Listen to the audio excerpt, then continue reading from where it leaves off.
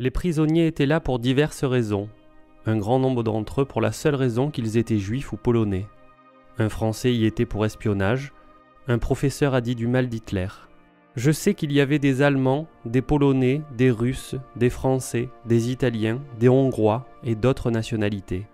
Les faits seront publiés ailleurs, mais il y avait des hommes, des femmes et des enfants de toutes les nationalités, de tous les âges, et souffrant de tous les degrés de la maladie jusqu'à la mort elle-même, et certains corps étaient là depuis des semaines, voire des mois. La première chose dont je me souviens est la vision de groupes de gens à l'air abattus, les vêtements en lambeaux, derrière du fil barbelé. Soudain, j'ai senti l'odeur la plus épouvantable. Le vent l'a soufflé dans mon visage. Je ne pouvais pas voir ce qui l'a causé, mais j'ai fini par remarquer les cadavres qui gisaient un peu partout, sans que personne ne s'en inquiète.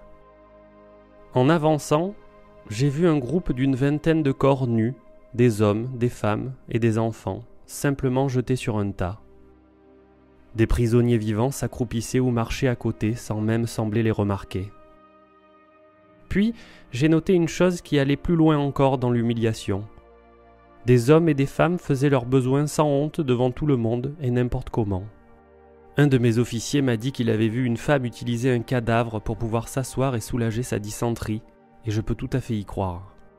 Il se levait sans même chercher à s'essuyer le derrière. Tout le monde était pâle et maigre à un point inimaginable. La plupart des corps semblaient avoir été tués par la faim. Leurs bras et jambes étaient épais comme mon poignet, et leur peau ressemblait à du caoutchouc étendu sur leur squelette. Ils étaient décolorés, à différentes étapes de décomposition, et pourtant les vivants menaient leur existence comme s'ils n'étaient pas là. Peu après, nous sommes arrivés devant un tas de cadavres de femmes, de 75 mètres par 30 et d'1 mètre de haut. Elles devaient être au moins 500 à reposer là, jetées les unes par-dessus les autres, si maigres et si décharnées qu'il était difficile de croire qu'elles aient un jour été des gens comme nous. Beaucoup d'entre elles étaient couvertes d'horribles plaies.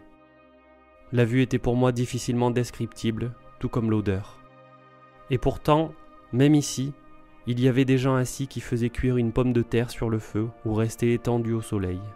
Le spectacle s'offrait à la vue de nombreux enfants qui y étaient aussi peu réceptifs que les adultes. Alors que nous assistions à cette scène, un groupe de prisonniers s'est rassemblé près de nous et j'ai commencé à leur parler dans mon allemand fragmentaire.